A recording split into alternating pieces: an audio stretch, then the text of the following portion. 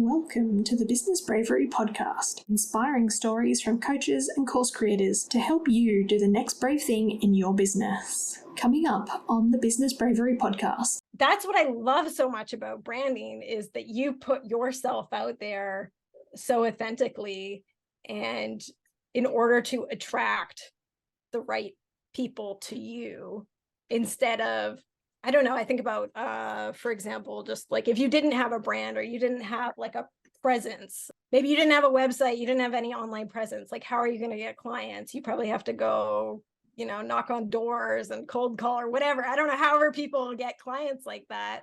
And you, again, you're trying to like prove themselves to you or yourself to them, whereas branding, you just get to be yourself and attract the people who like what you're putting out there. And to me, that's very exciting. But I actually got like overrun with sales calls. Like I had so many booked that I was way more than I was expecting. I actually like ran out of space. So I had all of these lined up but then it was like, oh, I actually have to do them now. And I'm absolutely terrified. I feel like this was the moment of my whole business career that was like the most terrifying. It was like doing that first sales call. I remember lying in the bathtub. I assume I was having a bath. I wasn't just like lying in an empty bathtub. I remember being in the bathtub. I was just so anxious. Like I was about to throw up and I was just like, should I just cancel them all? Should I just back out and cancel them all? And I'm your host, Tiffany Gilliland, an Australian business and launch coach with 10 years experience in online marketing. I'm also the creator of the Brave Launch Framework. I help coaches to be brave so they can stop overthinking that next big brave step and finally make more impact and get more clients. From speaking on camera to selling to launching, my approach to bravery helps you take bigger leaps without the mindset spirals. It's the secret ingredient to bigger results. Today, I'm talking to Tracy Raftl, a branding and website expert who built her first successful brand in 2011, or as she calls it, ancient internet times, helping thousands of women clear their skin and regain their confidence. Now she helps busy coaches bottle up their unique genius into expert brands and personality-fueled websites, making them more money, impact, and time to do what they love. Tracy and I had amazing conversations about personality-fueled brands, as well as her humble beginnings online and her transition from course creator through to one-on-one service provider. Tracy's story and her amazing tips for finding authenticity for multi-passionate coaches, like myself, are well worth listening to and taking notes. Stay tuned for a fascinating discussion as we discover stories of Tracy's business bravery, past, present, and future. Now, who's ready for some business bravery inspiration? Let's dive in. Okay, hi everyone. I am here with the amazing Tracy Raftl, is how she told me to pronounce her name. And because in my Australian accent, I say Raftl, and she's like, that doesn't sound right. It's like, yeah. Yeah, anyway, she is an amazing, website and branding expert, or branding and website expert. I think I just mixed those around the wrong way. Anyway, she's going to tell us all of the amazing things that she does. I'm really excited to talk with her today. We've got connected on Instagram. I have a background in marketing and that kind of stuff, but I'm definitely not an expert on branding. And I love what she talks about with personality-fueled brands, and I'm really excited to get into this conversation and also find her stories of bravery, past, present, and future. So let me dive in. Tracy, tell us a bit about your business and what amazing, brave things you are doing at the moment in your business. Thanks for having me on, by the way, Tiffany. So I work with amazing women, coaches, consultants, service providers online generally who are wanting to go to the next level in their business. So, it could be make more money, make more opportunities, make a bigger impact on the world. And as it is, their brand and website, it feels like it's holding them back in some way, whether it's just a mental thing or it really is not making you look as credible as you are or as high quality as your service. That's what I help with. And if we're talking about brave things I'm doing right now. Always. Networking, I feel like, is one of the hardest things for me personally, and I'm trying to ramp that up. So, I mean, here we are. I'm on this podcast talking to you, and I've done quite a few podcasts in the past, and I actually really enjoy the one-on-one conversation. So this is fine, but it's sort of like the reaching out part that kind of freaks me out a lot. And so I'm doing that. I'm trying my best anyway. So the reaching out online, is that what you mean? Like, and what's like reaching out to people to meet new people and deepen those connections and that kind of thing. Yeah, meet people who might help my business and I might help their business, and it's just not quite something that comes supernatural to me. I completely understand. I have a similar thing. It's like, I'm great continuing the conversation, or if somebody starts one with me, but yeah, it feels like super awkward. I mean, even now with the podcast, I can at least sort of say, hey, you know, what brave things are you doing in your business? And it's like, that's a little easier than, so have you launched lately, or are you having problems getting clients? It's like, people know. Yeah, exactly. So why do you find the first initial outreach so scary for you, if you don't mind me asking? Or I guess it's the classic fear of rejection. Feeling like I'm bugging people, worried that they're going to think I'm just trying to sell them and don't actually want to create a relationship or care about them or whatever. Yeah, I think that freaks me out. It makes me not want to do it. I'm sure a lot of people relate to that for sure. Absolutely.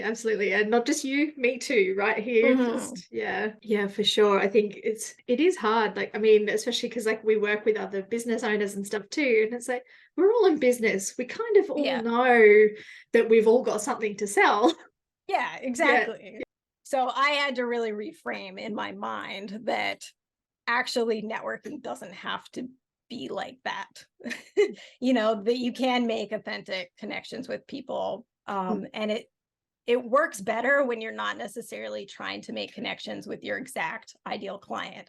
It's better if you make connections with people who are adjacent to them, people who also work with your ideal client, because then they can create opportunities for you to get in front of them. So that's kind of exactly what we're doing right now, right? It's like, I don't know. I didn't know if maybe you are an ideal client, but I don't know, right? But you probably, or you're talking to and working with people who I also work with. And so here I am on your podcast. And so in that way, it feels a lot more authentic when it's like, okay, well, let me learn about you, Tiffany, and learn about what you need and what you're struggling with. And maybe I can help you with that. And maybe what you need is my service, but maybe it's just like you need something completely different and I could hook you up with that or give you some information about that. And to me, reframing it in this way where you're just actually just giving and making actual relationships has helped it feel a lot less scary and less inauthentic to me. Yeah.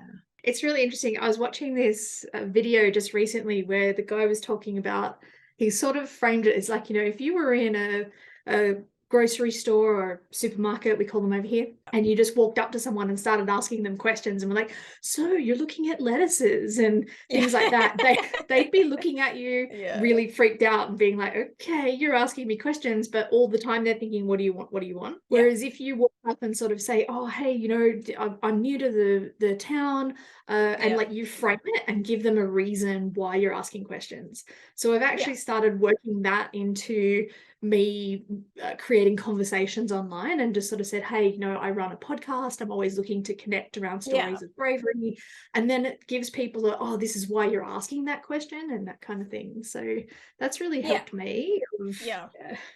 But it sounds like we might have had that same fear. And I'm sure a lot of people do. And I know there's a lot of people, like I know there's a lot of people online who they won't reach out or talk to anybody new, you know, and the minute anybody is in their DMs or anything like that, they're like, oh no, I won't talk to you because you DM'd me. And I'm just like, well, you know, that's all right, you're not my people, I'm just here to have conversations, you can judge it or not. Like it is hard when there is also a lot of spam and stuff too, so. I can see why people have their backup. Oh yeah, definitely. And like, don't get me wrong, like I get a few of those of like, I think you're really beautiful. I'd like to get to know you better. And like there's a part of me that's like, oh, that's Yeah. nice. But then it's like, oh, block. Yeah. Yeah.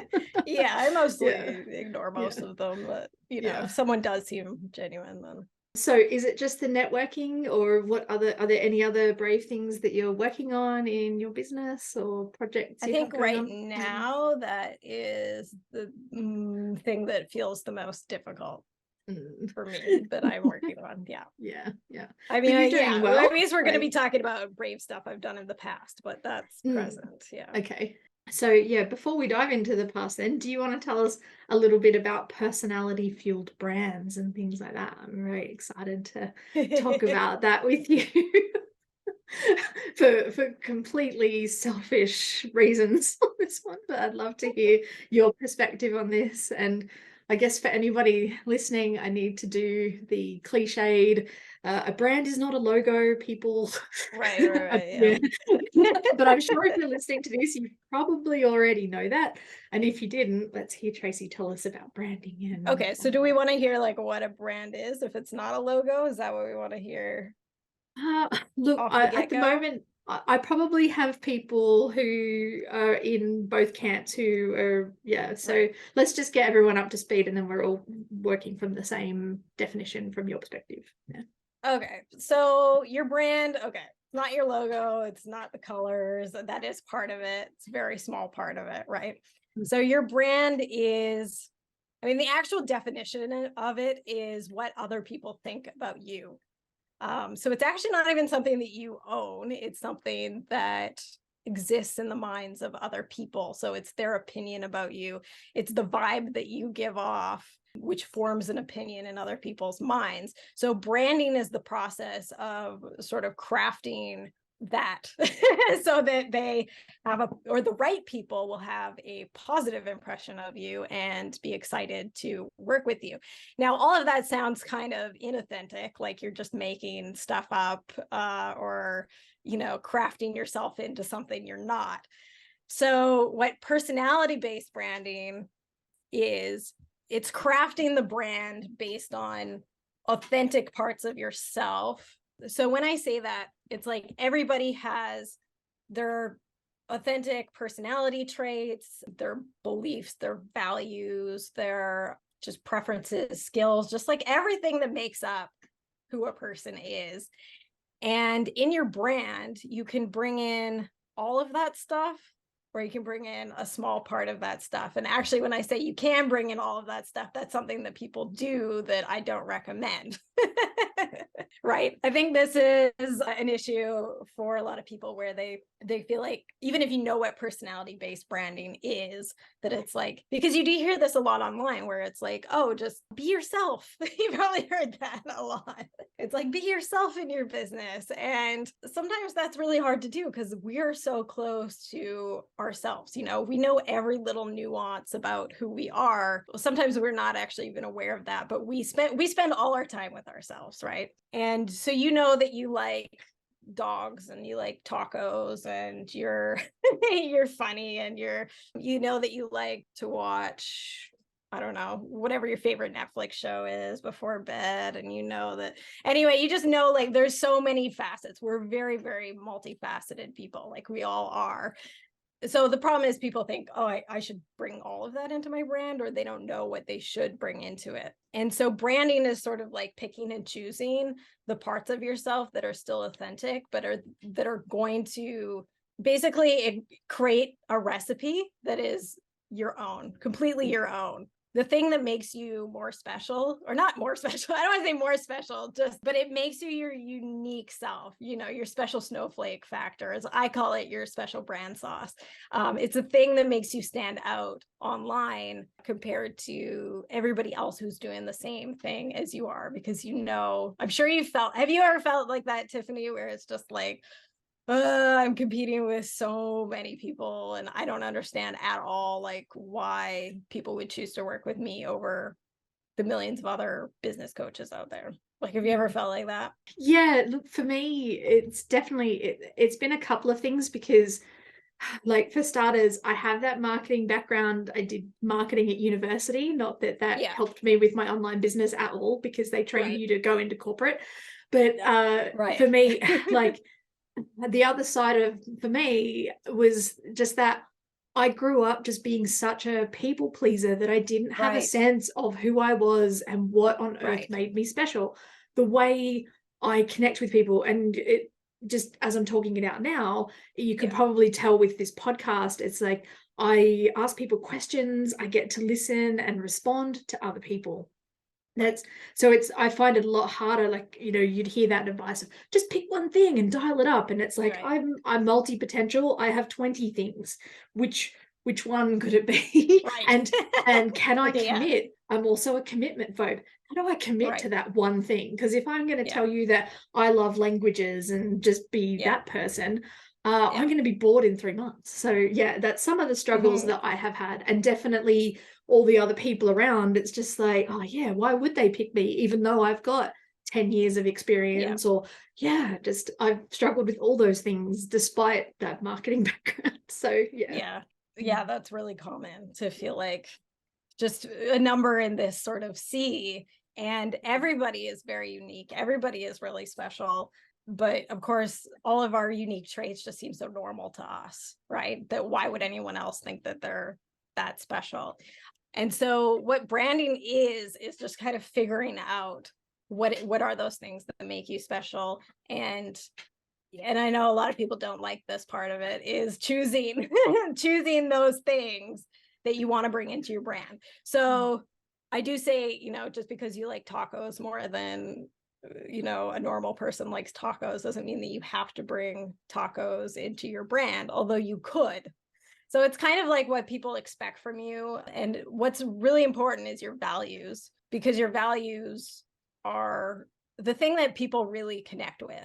So when you bring out your top values in your brand, that's really going to attract people who have those same values. And that is a huge part of what's going to make you seem, again, I don't want to say more special than everybody else, but like you are going to be more special to them than everybody else who is doing the same thing. So in my brand, like authenticity, like you were saying, like that is one of my absolutely top, it's my top value. So I'm hoping to attract people who are also into authenticity. And it doesn't have to be somebody who that always has come natural to. It could be like you just said, it's like you seem like a very genuine person. So it's probably like you want to be very genuine, but you have struggled with people pleasing your whole life, right? And so I'm looking to work with people who either know that, they either have had that serious commitment to being authentic no matter what, and maybe they had their brand and website, maybe it did at one time feel authentic, but now it, because people change and they grow, right?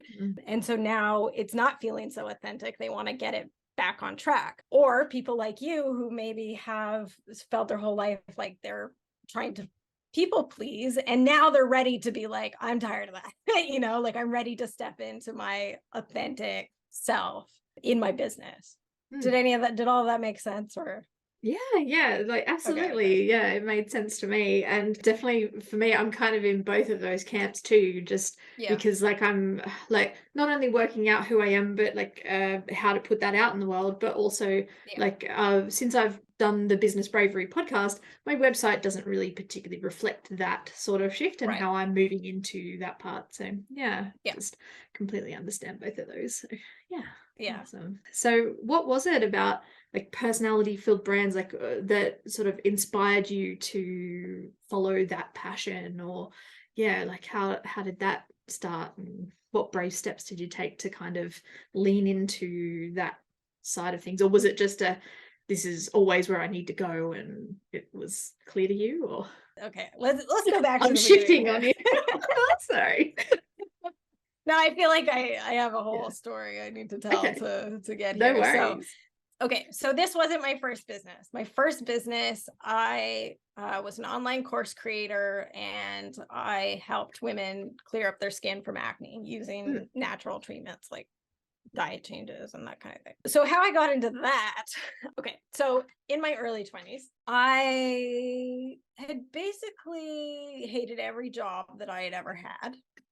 I'll just say that right now. Probably because I like being authentic is so important to me. And I always felt like every time I was working for somebody else, it was like, this isn't authentic because I don't really care about this, Or maybe I just didn't have the right job. I don't know. I never found it. But I don't know. I guess there's something always that has been very intrinsic to who I am, is just that I need to be myself. And I can feel it immediately if I'm doing something inauthentic. And I suppose that doesn't so I think authenticity is like everybody has an authentic self. It's not like authenticity is only for some people. I think everybody has an authentic self, but the conviction to always be yourself is the part that gets that people have trouble with, right? Because there's outside pressure, people pleasing, or just whatever it is, right? We want to fit in, we're humans and we do want to fit in. I think the conviction part is always something that's actually come pretty naturally to me. And so in my early 20s, or after I graduated high school and I was trying to figure out what do I want to do with my life, that was a hard time because I was like, I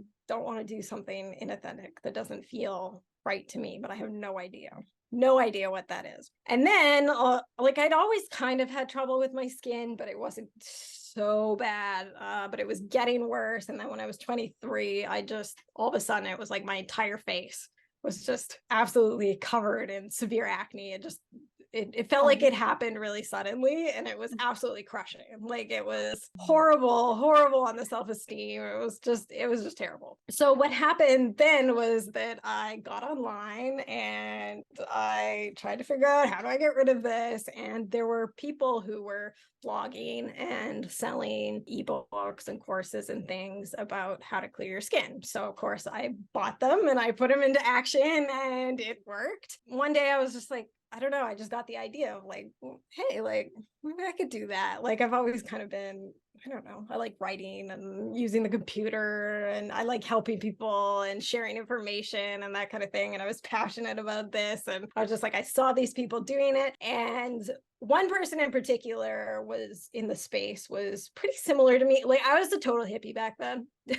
Like I even had like white girl dreadlocks and stuff, but there was a person in the space who was kind of similar. And I think that really gave me the inspiration that it was like, oh, you can just be yourself and create this online thing. And it's fine to be yourself because there's a million people in the world who can be your customer. Because before this, what I was doing, like, for example, my mom encouraged me to do something practical. So I went to college for a year and did like a business administration course. But I was like halfway through, I'm like, what am I going to do? Like, am I going to go get a job in an office? Like, I'm not going to fit into an office. My friggin' dreadlocks. Like, I'm just I'm not.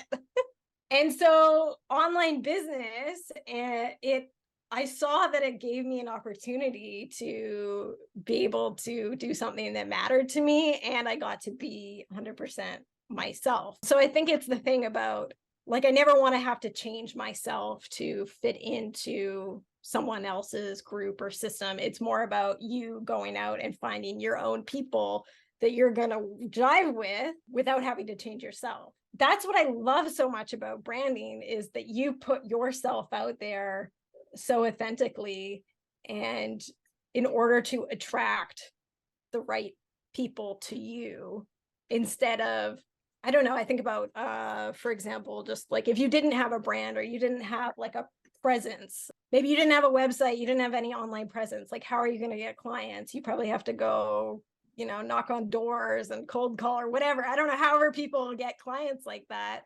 And you, again, you're trying to like prove themselves to you, or yourself to them. Whereas branding, you just get to be yourself and attract the people who, like what you're putting out there. And to me, that's very exciting. Okay, so to go back to the story.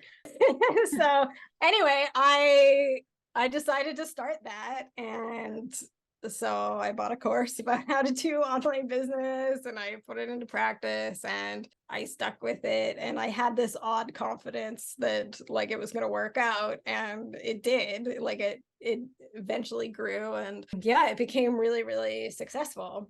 And I loved it. I loved being able to be myself and having a business that allowed me to have freedom to choose what I did with my time and be creative. And then, okay, so something that was really brave about that business with starting it, it was like, so before I started it with my skin, it was like, I was never, ever, ever going to talk to anyone about my skin, or like if I had, the trouble that I had with my skin, like it just, like makeup all the time. Like if I had a zit, like no one is ever gonna like, I'm not going to talk to anyone about how much it bothers me. It was all big kind of secret.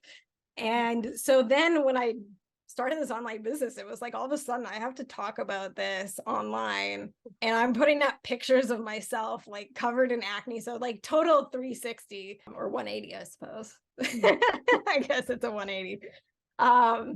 So yeah, I mean, that was really scary, that it was just like, I have to put myself out there. But in a way, it was so freeing, because when I was trying to keep secrets about my skin or like deny that it was a problem, it was so difficult. I found it really difficult because I guess my natural nature is to be kind of an open book and very honest and real and genuine. And so trying to hide things just has never worked well for me. So it was scary at first. I guess it's a different definition of bravery, right? Terrifying, but inside, it's right. It just feels like the right thing to do. And it was really freeing when I finally did it. So that was pretty scary. But then the thing is, when you do things that scare you, eventually they become normal and it's not scary at all, right? So several years into that business, I decided I was going to do some one-on-one coaching. So this is kind of, this was, okay, so when I started this business, it was 2011. So this was, I like to call it ancient internet times. Yeah, that's back when I started. Yep. Yeah. So, a long time ago. There was less competition. It was easier to just create a course and get found on Google. And that was my whole marketing strategy, was write blogs and get found on Google. And I did really well on Google. I barely even did social media. So that was my jam. Eventually I decided, like, I'm going to try doing one-on-one. Okay, what I'm trying to say is, usually this is backwards, right? Usually people start with one-on-one and then do a course. I had never done one-on-one. And the idea was like terrifying to me. I just want to say, there's no usually. I've seen everybody go every which way, right? Okay. and anybody can make any of it work, right?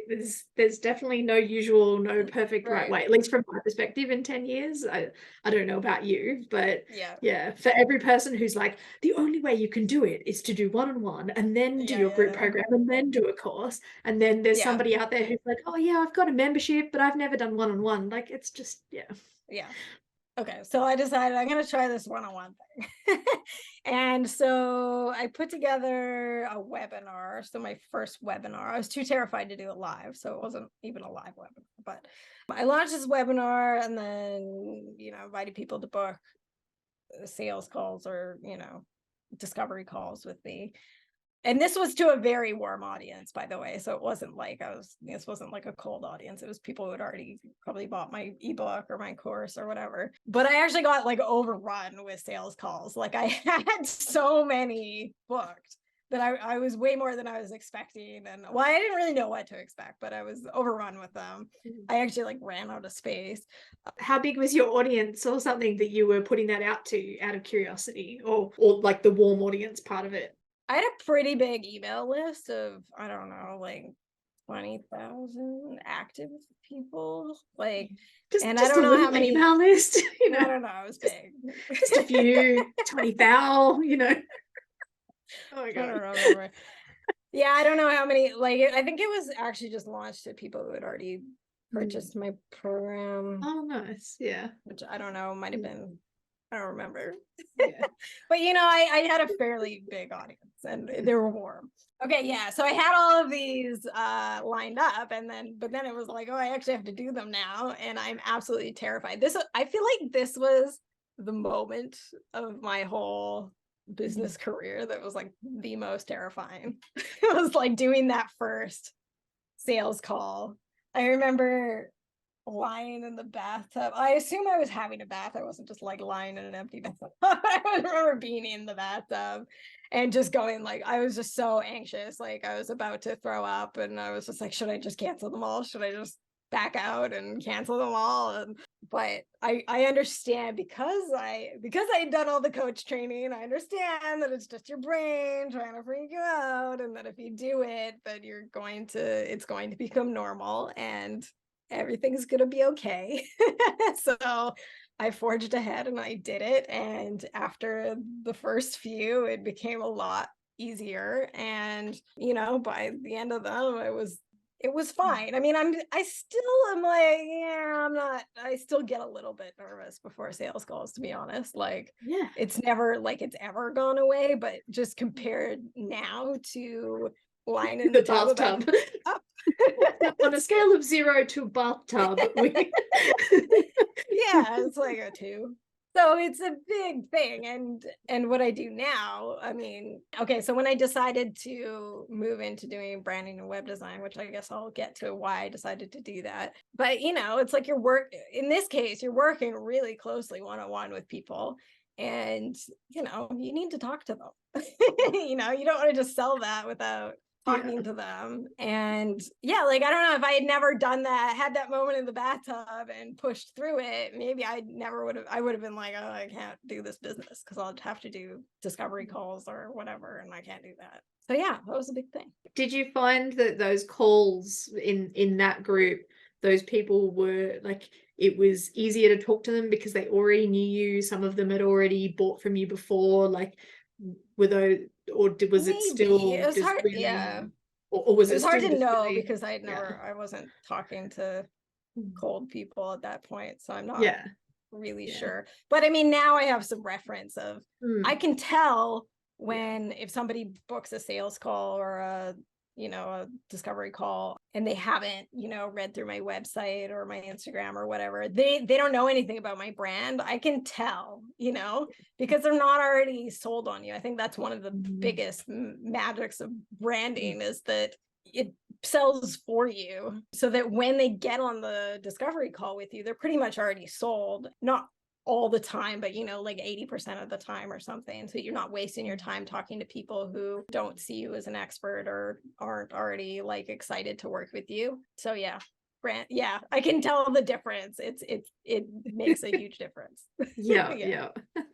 Absolutely. I find that too. Like sometimes it's exciting, like people find me and they've booked a call, but we haven't really had a conversation or something. And it's like, I kind of have an idea about how that call's going to go versus someone who, when I've done some sort of like workshop or something like that, you get on a call with those people and like, they're just like, oh, just tell me when we start. Here's the money. I don't, don't ask me about what I'm struggling with. I just want to get it fixed. Yeah, exactly. So, it's easier, so much easier. So I have a quick question. This is going to be a slight diversion from your story so far. But just you've been talking a lot about sort of being authentic, and I was just wondering sort of like, I know this is going to be a cliched question, but what does being authentic mean to you, or what does that look like, especially in terms of building a brand? I know this occurred to me, probably should have asked it earlier. This is my crazy brain. I hope you can handle that shift. Mine goes all over the place too. Just because like you were also talking about picking certain things and that kind of stuff, and just like just sort of wondering that perspective from you. So what authenticity really means to me is like so there's a big sort of pool of what it is exactly, but it's your natural kind of inclination. So your personality, for example, like your innate personality is just something that's kind of ingrained in you. It's something that, your friends and family, if that's actually something that I put on my application is like, what are 5 words that describe you? You can ask your friends and family, or what are 5 words that your friends would describe you as? Oh my God, I'm just stressing out just hearing that question. Sorry.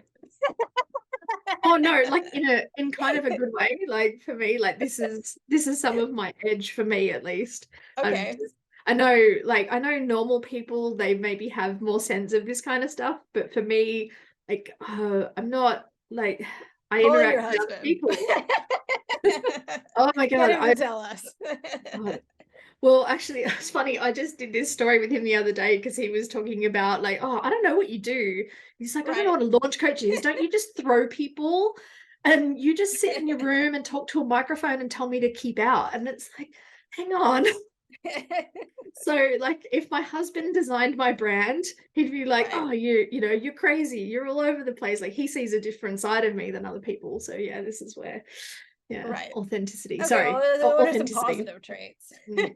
Like he would say, right? So, okay, so that's a good point, is like, Yeah. 5 positive traits. Like Mm. we all have negative traits that we probably don't want to bring into our brand. If we're like all over the place, that might be like, oh, a funny thing you bring into your brand, but it would be one thing. You're not going to bring in like your whole baggage, into your brand, right?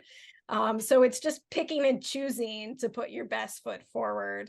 Like, for example, when I'm getting my clients to do photo shoots for their websites and that kind of thing, and they're like, what do I wear? It's like, well, wear something nice that you would wear to like a dinner out or something, but something that you would actually wear to a dinner out. So don't try and wear something that you would never wear, you don't feel comfortable in. It's just not you, right? But you don't want to wear your sweatpants. So it's kind of like the nice version of you, but it's never something that you're not. You know what I mean? Yeah. Does that sort of answer the question? So with personality traits, it's the same thing. It's like, okay, well, I'm sure you have many amazing. Oh yeah, I What would your do. husband? I'm sure. Okay, get him in here. Oh Like, man. yeah. Sorry. So if I'm not he thinks meaning you're to be crazy and all difficult. over the place, that doesn't have to be part of your Yeah. brand. But. Yeah. And I mean, like from his perspective, it's a whole different side of me. Whereas like people Yeah, who run exactly. businesses would be like, oh yeah, like my clients would be like, oh yeah, Tiffany always knows what's next. She keeps me on track. She keeps me accountable. And Yeah. yeah, she helps me not get in my own way and some of that stuff, Yeah. like, yeah. So it's like, do you see what I mean? Yeah. Okay, so here's a really concrete example. It's kind of like, okay, so if you are kind of like a really soft-spoken, kind of spiritual, ethereal kind of person, and then you tried to have this brand that was really bold and loud with like really bright colors, and you tried to just like, your tone of voice was, you're just always making jokes and this kind of thing, like that's just not you, right? It's going to feel really hard, and it's going to come off as inauthentic to other people. Because it is really hard to not be yourself, even though it is hard to be yourself.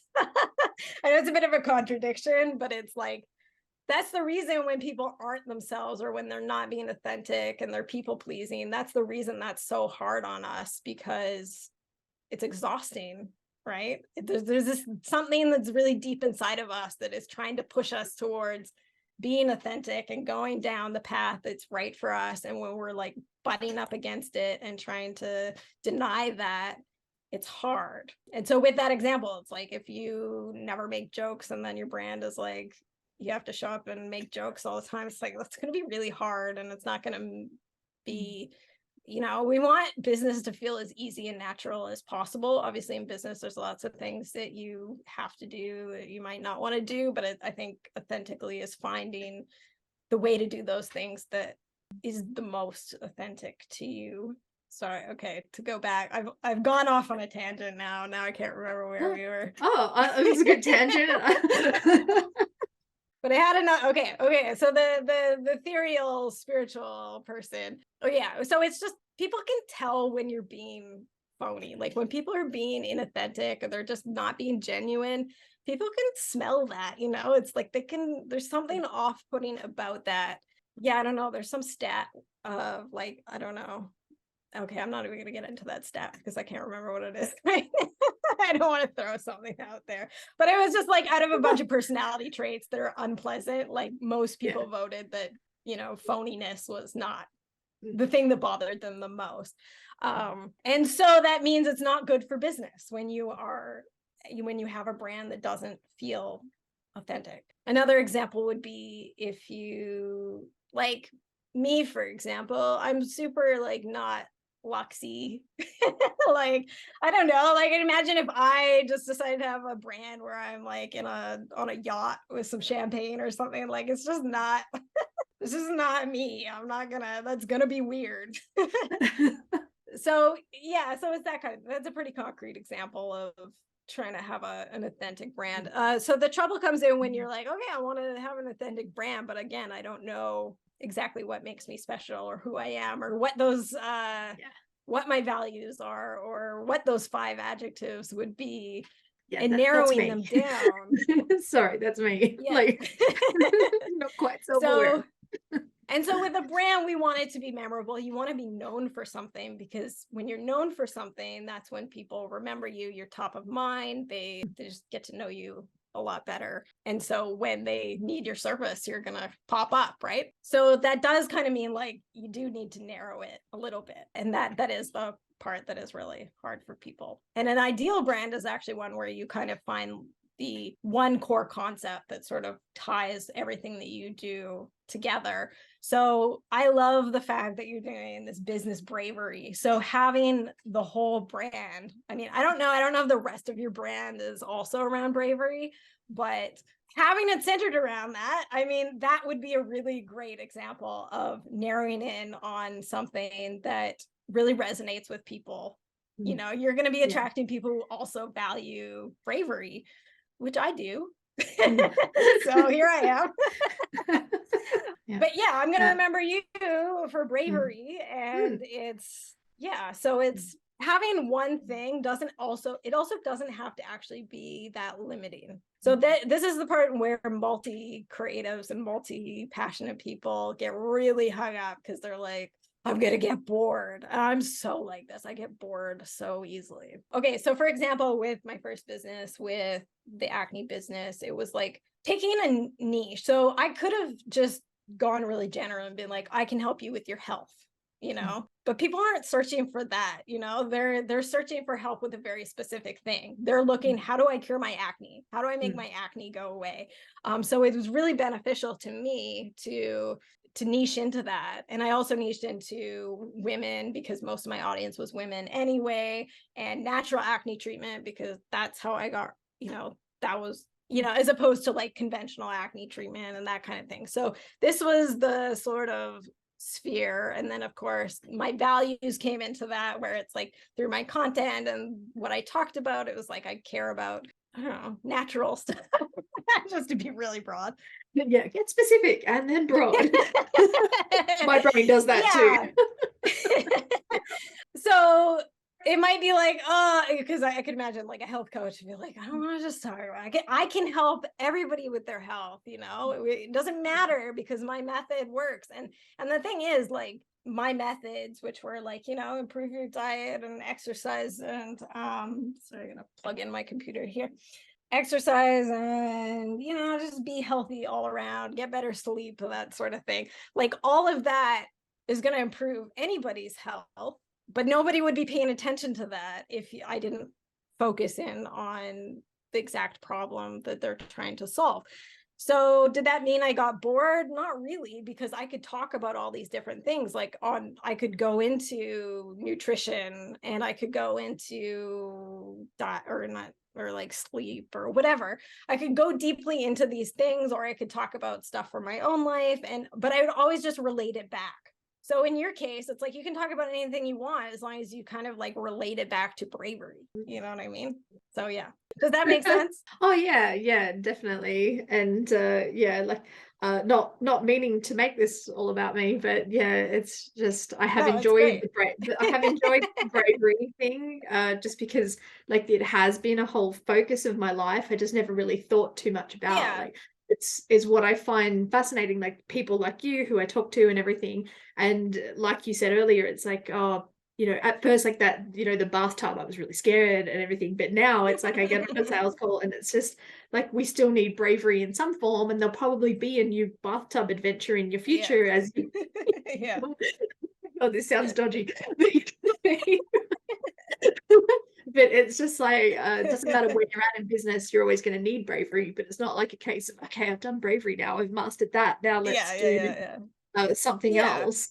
Yeah. Yeah, So it's kind of like just the overarching theme that everything else in your brand kind of ties back to, or your yeah. services or your content, like all the stuff is sort of tied up. And so, like I said, people who are interested in Bravery and just resonate with that, they're gonna be like, I'm gonna listen to Tiffany over, that one, that business coach over there. Hopefully that all made sense. Well, it does to me. Yeah, just because I mean, like we were talking before, and because you were asking me about my personality traits and things like that. And it's for me where I struggle is like with people who I know well, I'm like, extroverted and I can be loud and bold. But then when I don't know people well, I will be quieter, and then I guess because of how comfortable I feel. And then when it comes to doing business stuff and then being brave, it's this war between the loud person and the quiet person. And that's where I guess sometimes I find it hard to work out exactly which part. And this is my fun journey of that kind of thing, a bit like what you were saying in the beginning with networking and reframing and all that. So for that specifically, so here's a little coaching trick that I picked up through my coaching training way back when, but I feel like this is the thing that stuck with me the most, and I pull it out with my friends all the time. But when you're trying to decide something where you're like, oh, should I be like quiet Tiff or loud Tiff, is you kind of close your eyes and you sort of tune into your body, and then you individually imagine yourself making one of the choices and living out that choice. So for example, imagine yourself going, okay, in my brand, I'm going to be quiet Tiff. And imagine that you made that decision, you're doing that in your brand, and then you tune into your body, you actually tune into how it feels in here. So the actual gut. So this is looking past the brain that's trying to tell you to like just run and hide in the closet. This is great for bravery in general when you're thinking about making a decision and your brain is telling you don't do it.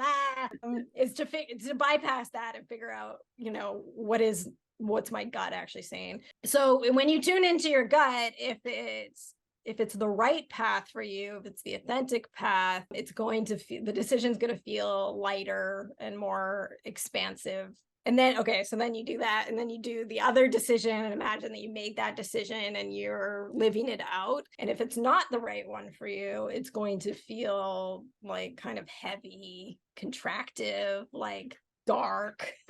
Obviously you have to interpret this for yourself, but I think most people, I hope, would kind of understand that something that feels heavy, like there's a weight on you, and something that feels light, like you can just drop your baggage and move forward. You know what I mean? You feel light. So the thing is, but the light path doesn't mean that that's the easy path, because your brain is still going to be like, oh, but you can't do that because XYZ and ABCDEFG. And so that's where it takes the bravery to be like, okay, well, my gut says that's the path, and so I have to tell the brain to just go away and do it. Just sort of as we've been talking, I've been thinking about how like being yourself, having an authentic brand and the personality fueled brand and everything like that, maybe for some people it just comes naturally and easily, but I think definitely for me, it's like one of the biggest, bravest things that I'm doing is trying to step into some sort of brand and put out to the world of here I am, especially like because I just feel, I'm a multi-dimensional person, and just that stuff that we were talking about committing to one aspect or something. But it is the bravest thing. Like, what would you say to someone who's maybe struggling with that, or like, and how worthwhile it is, or just do you get where I'm coming from on that question? Or? From a business perspective, there's no question that it is the best thing to do. So it really depends on what your goal is. Like if it's to have a really, really successful business, then narrowing your focus so that you can make your messaging super clear and absolutely just land perfectly with a certain type of person, that's going to bring you more business and more success. But if your goal is to, be able to explore every passion and like that matters to you to like, then that's fine, I guess. But then I would also like to say, like I was saying, it's like, it's actually not as limiting as it sounds, right? It's like you can bring all of your things into a brand, and the stuff that you don't need to bring in, like the fact that you love tacos, it's like, you can still have tacos. You can go have them for dinner. You just don't have to do them in your business. And so something that happens that comes, or clients that I have a lot, is people who do have, like 8 different services for 8 different types of clients, and they don't want to give up one of them, or they don't want to. And I'm not saying that you have to give up any of them, but it's just like, to be really successful, it's worth it to narrow your message to one of them, one main thing. And then on your services page, you can still say, hey, I do this, this, and this as well. And if you run into somebody who needs that service that isn't like the main part of your brand, you can still go do that. You don't have to not do it. But yeah, from a business point of view, it is super, super, super helpful to just choose one to really be known for. And that kind of informs the other stuff. People will figure it out. If you mention it sometimes, it's like, people will know that you also do that. So it doesn't actually have to be as limiting as it sounds like. I don't know. Does that make you feel any better or no? Oh yeah, definitely. Like, I mean, that doesn't mean that I haven't chosen things along the way, like at one point I was the opt-in person, another point, Right. I was the launching person, and I still help people with launches, but now, that bravery thing, that just really clicks with my personality, and just, it's like, it covers a whole range of things. So yeah, from that perspective, I guess I love that was for you. I'm into it. But I have been really loving it. Like, I went to a networking call the other day, and the first one since I started the podcast, and I was like, oh guys, I've got this podcast and I'm so excited and passionate and talking about the podcast, and everybody lit up and, oh, I want to hear more about that. And now I've got like 4 coffee chats booked with people, when I used to go in and go, so I help people launch, and I help them do it in an easier way and all this stuff. People's eyes would just glaze over and just be like, oh, you're just another one of those people. But now there's just something else that I can connect with. And maybe I should start a podcast about authenticity and then just interview people about that. Yeah. That would be a fun thing to do. Man, I'll put that on my list. Yes, there is definitely a bit of extra work in the podcasting, but it's just, that's why I haven't done it. I'm like, one day I'll do that, but like for me, I thought, like, I'll do the podcast when I get to 6 figures, and just like, it was like years were going past, and I just was like, somebody said to me, it was like, what would you be doing if you already had your 6 figures in the bank, or your $1 million in the bank? And that's like, first thing I would be doing would be this. And they were sort of saying, live and act as if you have that already. And it's changing everything, like just so many opportunities and connections and things like that. And love it. So definitely do the podcast. Let me know if you need help. Anyway. I know it is a big thing. It's not just recording it and that's that. Well, it can be, actually. Some people just do it that way. Like, it can be as complicated as you want to make it. So I'm all about simplifying things and still making money. So what brave things do you have planned? Because normally I ask about your past stuff, but you gave us a lot of your story, so that's where I'm sort of jumping into what brave things do you have planned for, if you're a planner, or do you have on the horizon for the next couple of months, 3 to 6 months, or whatever suits you? Best planner. I am a bit like, as the ideas come, and then let's do it now. Kind of good, kind of bad, I don't know. But do you find if you don't take action straight away, it's like it goes away and doesn't really happen? I'm really good at taking action, but I need the inspiration, which is, I don't know. Which is kind of hard, because I end up wanting to just do new things all the time instead of being consistent about the things that, like networking, that would probably be better for my business. So so I don't know if I'm going to commit to this. I feel like the bravest thing I could do is probably like really commit to doing those kind of scary, repetitive things that maybe I don't want to do on a daily basis. Commit to it on the podcast, but I feel like that would be. I'm ready for that. But... and what would committing to it look like? What would that look like? Just if you were like, you don't have, like, we're not holding you to anything on the podcast. This is not a coaching call, but just if you were to commit, what would that look like? What would be different? Just out of curiosity, if you don't mind answering it. Hey. Oh no, I'm totally this is curious. I'm just curious, actually, just because, yeah. But you don't have to answer if you don't want to. I can just cut this part out. So no, it's like, because I don't want to commit, so don't make me say it. Oh. I'm just kidding. Oh no, I'm just like, in an imaginary world, what could that look like? Right. Like for your brain, what does committing to it look like? Just as an idea for others. Okay. Well, I did see an idea on the internet that I thought, oh, that would be a good idea.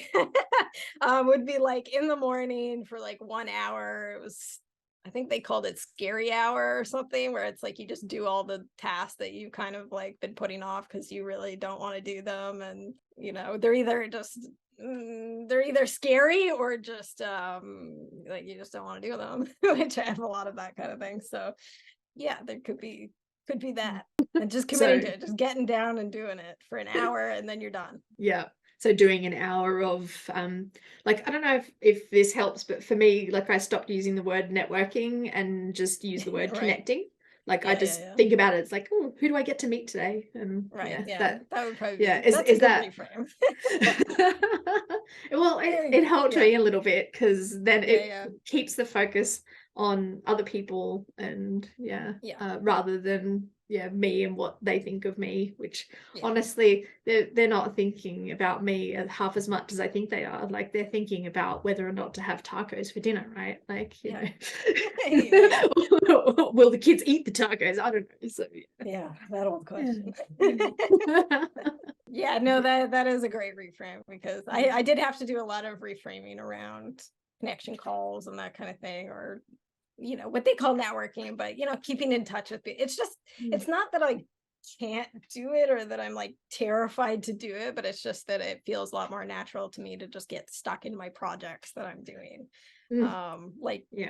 Creating content or whatever it is, like that comes more natural to me, like writing and stuff like that. So I just like my projects, and so I just don't want it's hard for me to stop them. So okay, so an hour a day where I just do that, where I reach out, and then maybe that's when I can book the connection calls and that kind of thing in that hour. So then I know I have the rest of the day. Why would that be valuable? How would that change things if you took that action, out of curiosity, like from your perspective? I think it would just probably help my business to grow and just add more clients. And then I guess my big long-term goal is to continue raising my prices, I suppose, to just create more freedom in my life, you know, more choice to take on fewer clients. I've already done some scary work with increasing my prices. There's another scary thing that I did recently, but just keep raising them, you know, incrementally over time. And so do you mind if I ask, like, how much did you raise your prices by? Like, what was the jump, if you don't mind me asking? Or the latest jump? I nearly doubled them, which I don't recommend. Okay. Can I ask from what to from to, like, can you give me numbers? Do you mind? Or okay. Yeah. So here's a whole nother story about this business, is that so my first business was in course creation, and I kind of had it set up where, you know, like you create the course once and then it sells, and then, you know, it's passive and whatever, you're living the dream. And then I decided to move into this business, and it's a service business where I'm actually like delivering the product, and it's very time intensive to create brands and websites. And that was really getting me down, because I was like, I don't know how to make this, you know, I quickly went full time, but I was struggling to make it as profitable as it could be, where I'm like working so much and not making as much as I felt like I wanted to be, considering the amount of work that I was doing. And so the struggle was like, how do I do this? And I tried so many things. Like in this case, it was like, oh, I've already, I know how to do the course thing, so I'll just create some courses. And then it was like, I spent all this time creating website templates to sell. And then I was like, well, I'll have two different offers. I'll have sort of like the lower priced offer for people starting out, and then I'll have the higher priced custom offer for people, at the next level. And then it was like, well, I'll hire, some employees to help me manage all the project.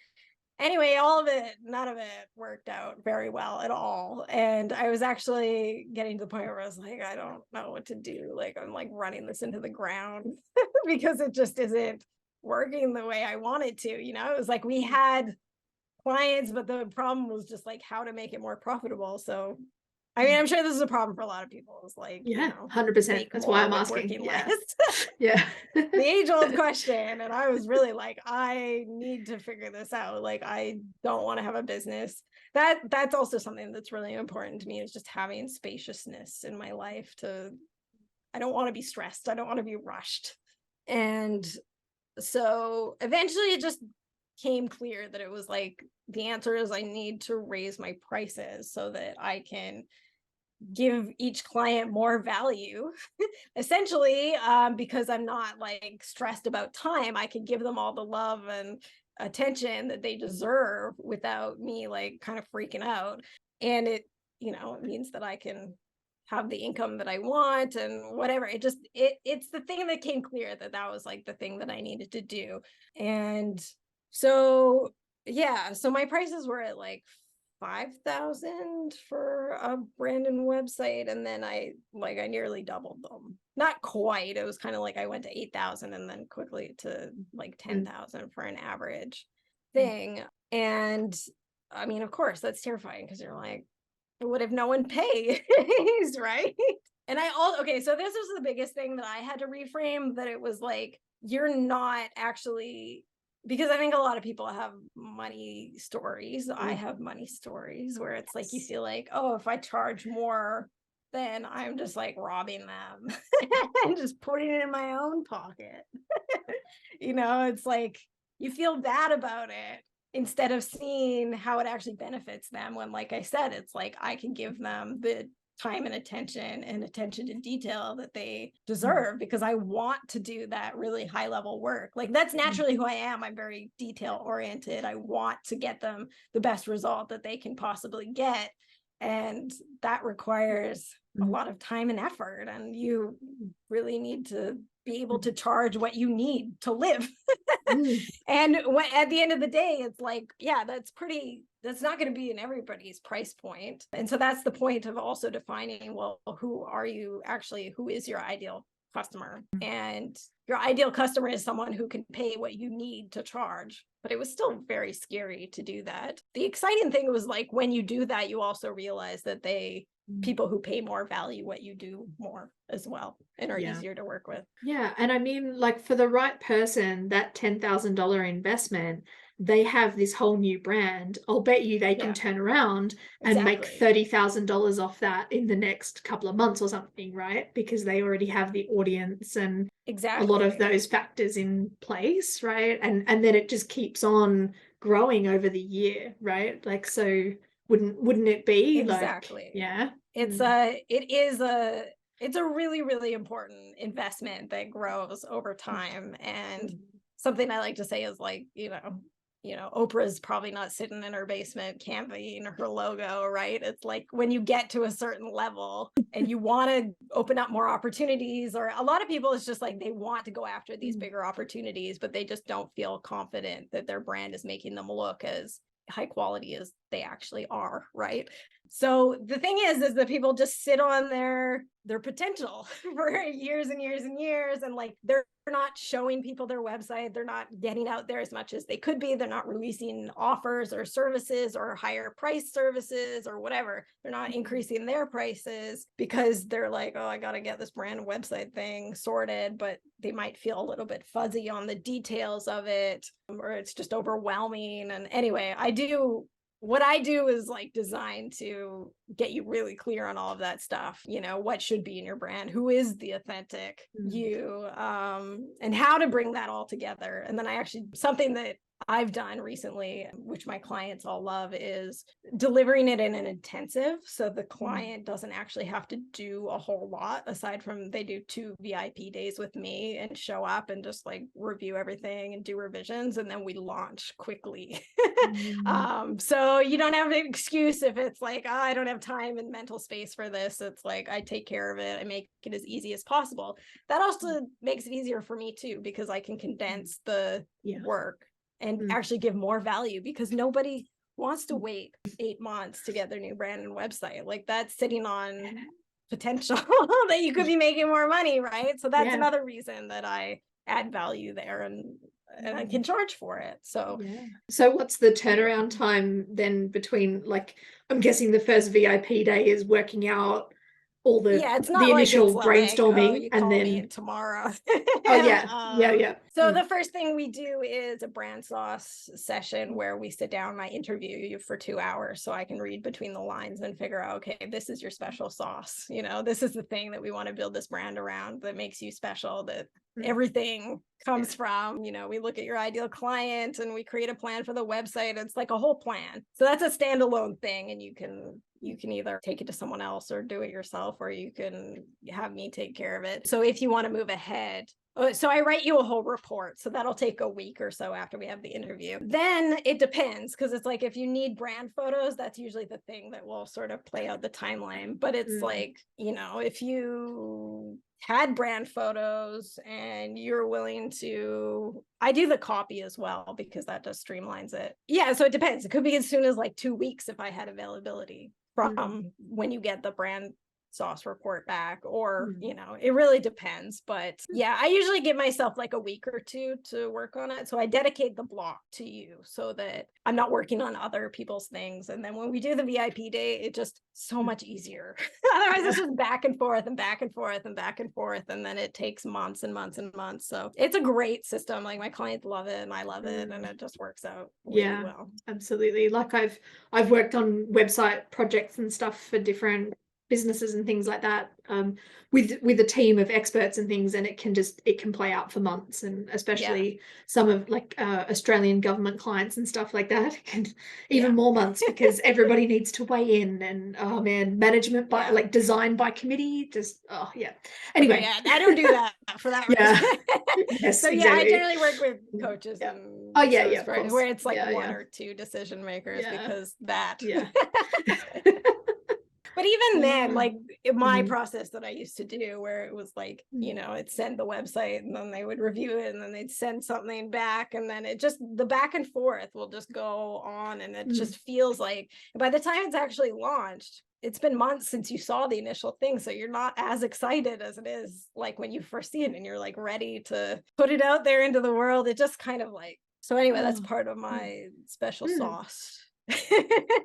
So the special sauce can be all kinds of different things. It's just these little bits of, your values, your personality, the way you deliver your services. All of these things are what come together to create a really well-rounded brand that makes you different and will make you stand out to the people who just love it. I love the sound of that special sauce report, by the way, too. It's just like, I want to know what a special sauce is. Anyway, enough of that. So one quick last question. That is, I ask this to everybody, and if there's somebody listening to this who is hesitating to do the next brave thing in their business, what is like a quick little piece of advice that you would have for that person to do the next brave thing, whether that's a website, whether that's leaning into their brand and being brave that way, or getting in a bathtub before doing sales calls, like whatever.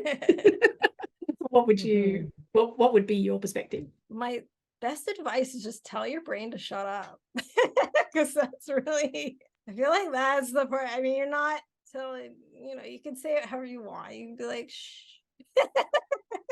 or you're like, shut up.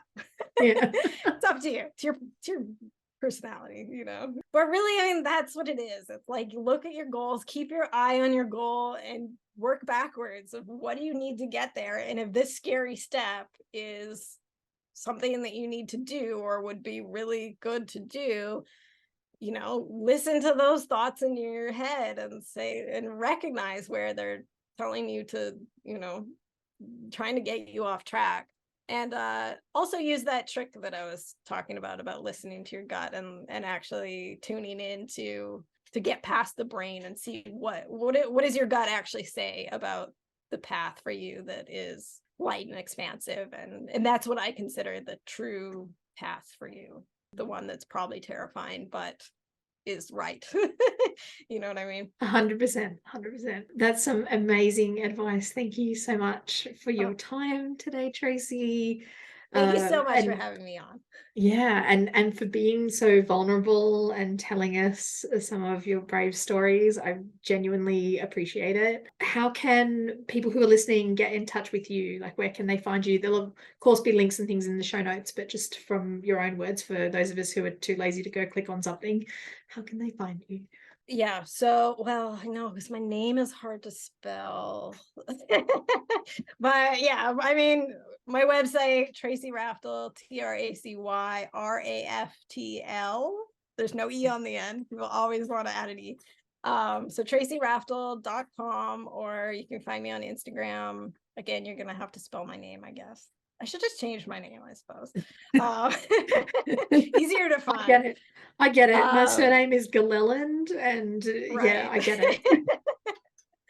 Yeah, like, I don't know.